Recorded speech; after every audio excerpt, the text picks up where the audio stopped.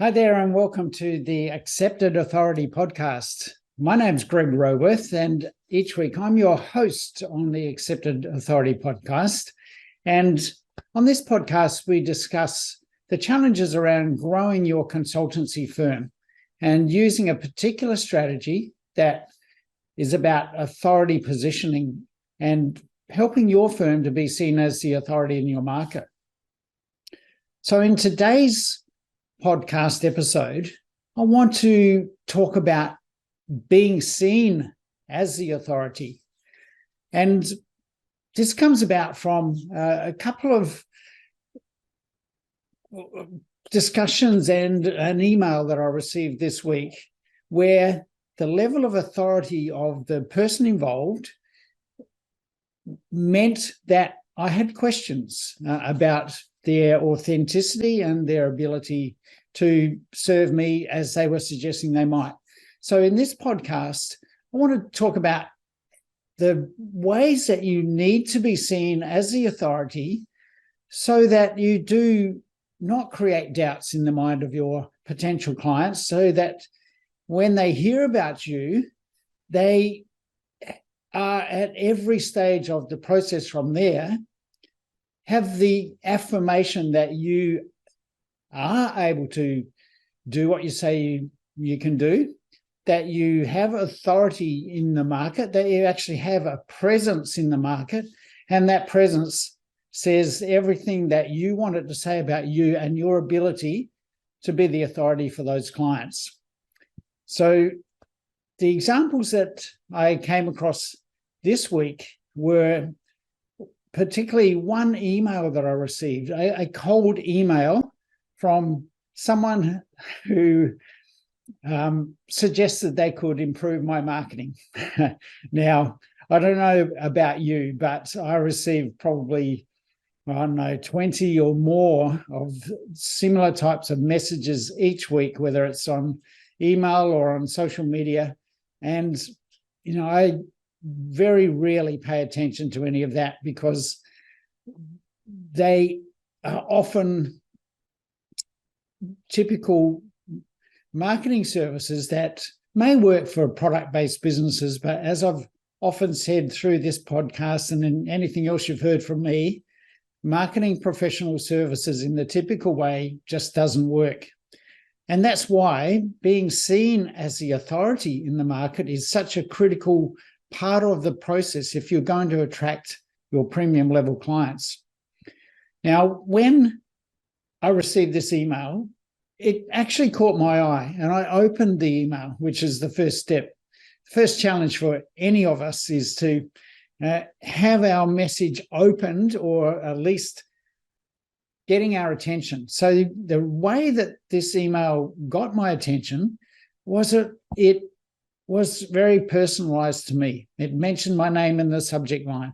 When I opened the email, there was an image of my website in the email. So the email itself was personalized, which meant that I wanted to know more. I wanted to pay attention to what it was saying because it was obviously being directed specifically at me. And what the email contained was the image of my website with a little circular image of a person who was sending the email. And he told me that to click on that image and it would take me to a personalized video where he honed in on some of the things he saw on my website and offered his services to improve my marketing. Now, as I said, I very rarely pay attention to any of those types of messages. There's so many scams around these days that you've got to be ultra careful. But because of the way this content was delivered and the message that was delivered was very personalized, very targeted, I was actually impressed by the way the message was delivered and impressed enough to consider taking that next step that he asked for, which was to get on a call and talk about our situation. However, before I did that, I wanted to check this guy out. I wanted to know, well, who is this guy? Is this a scam or is this guy legit? So looking at what I did next really made the difference. And here's where the value of being seen as the authority in your market is so important, because the first thing I did was took the email link and put that into my browser to see if there was a website relevant to that email address.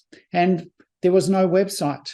There was no website addressing this guy's, or backing up this guy's services. There was no website that I could go to. Or in fact, actually, I remember now that it made such little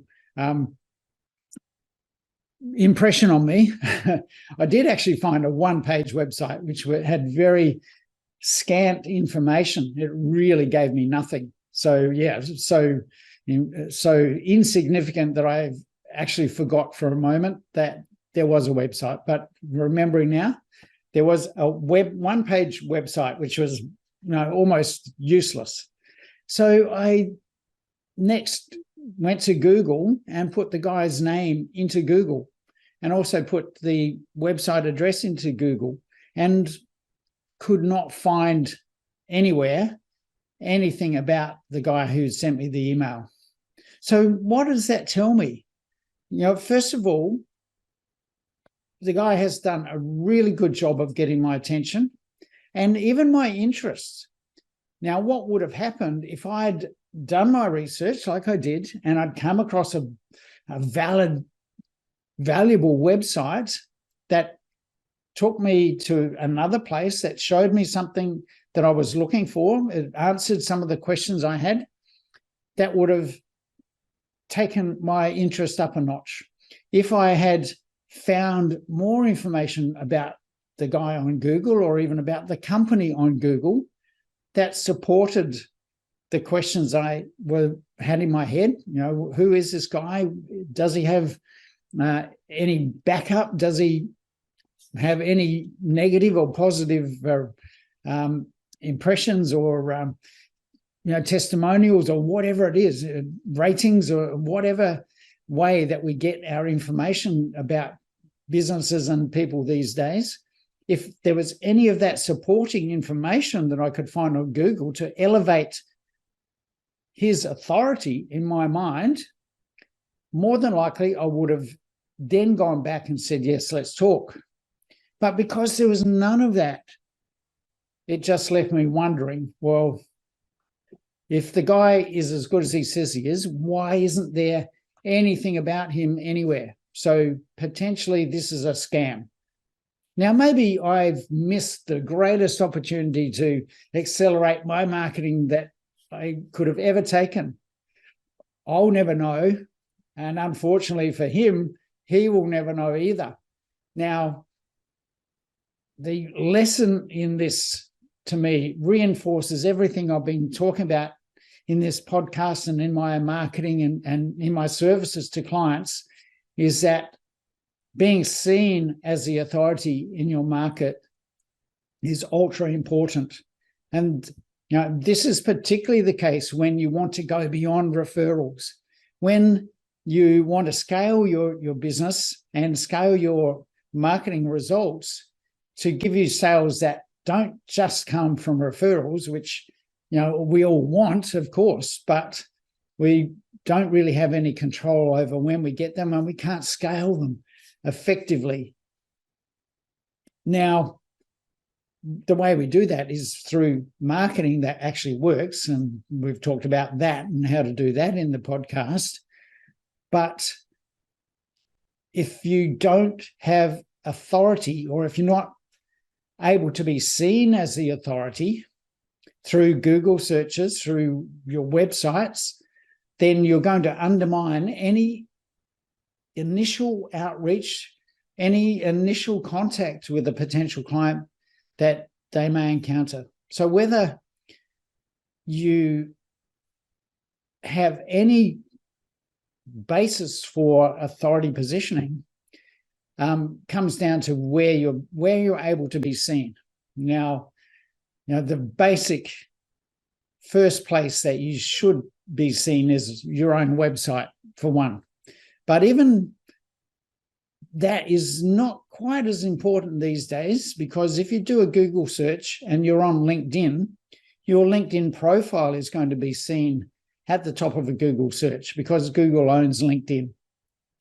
Now, having a LinkedIn profile that boosts your authority, that helps you be seen as the authority, is probably even more important these days than having a website that adds value. And now, when I say a website that adds value, I don't mean the typical sort of website that we see and I've complained about endlessly in this podcast. If all your website does is talk about who you are and what you do, if it presents your qualifications and experience and the list of services that you offer, that does not elevate your authority.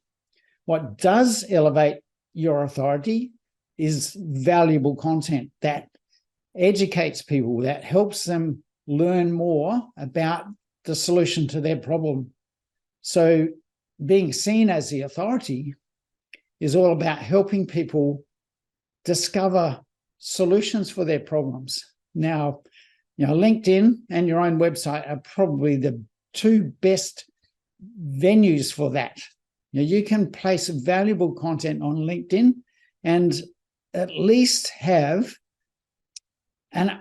what I call a keystone article, or an article that presents your value proposition, not in a salesy way, not in a self-promotional way, but in a way that highlights the problem that your best clients need to have solved and details the approach to the solution that would solve that problem.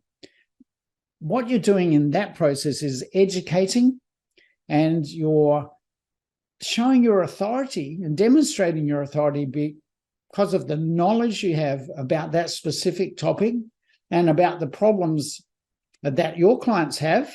So you're showing your understanding first of their situation, but then you lead them beyond their problems into the solution and demonstrate your knowledge and expertise and your authority by showing them the solution, and not by talking about our company does this or our firm does this, or when you work with us, we do this. That creates resistance, as we've talked about. That is sales talk, marketing speak that just creates resistance in your market. But when you show them how to solve their problem, the steps they need to take to solve the problem, that boosts your authority. That elevates them in their eyes to help them see that you know what you're talking about and you know about them, you understand them, and then you can communicate. You're not talking over their heads like so much marketing speak does on websites that I see. You need to avoid that and speak their language. Show them your understanding of their situation. Show them your understanding of the solution they need to take, so that they then attribute you as the person, the authority they need to talk to about how you can help them solve that problem. So that's one example of where that lack of authority